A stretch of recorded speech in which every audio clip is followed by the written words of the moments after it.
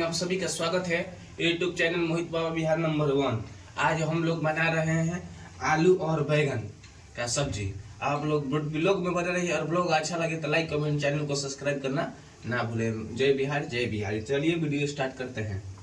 ये कुकमैन जी हैं, हम लोगों का फेकू बाबा के नाम से प्रसिद्ध हैं। तो यही बनाएंगे, हम रोटी बना दिए हैं। चलिए बनाइए। अब मसाला को हम भूज रहे हैं और उसके बाद डालेंगे आलू बैगन। पहले क्या डालिएगा, बैगन की आलू?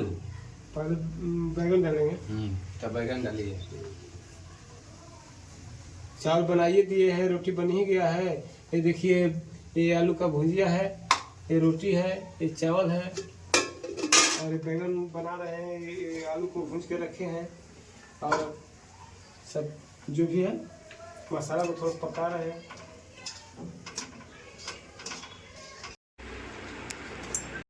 हम लोगों का सब्जी तैयार हो चुका है। आहा, कितना मस्त सुगंध आ रहा है।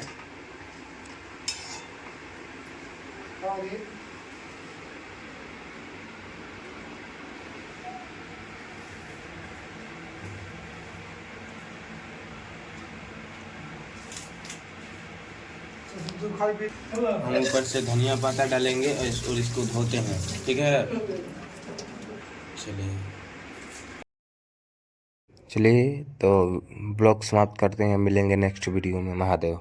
वीडियो अच्छा लगे तो लाइक कमेंट, चैनल को सब्सक्राइब करना ना भूलें।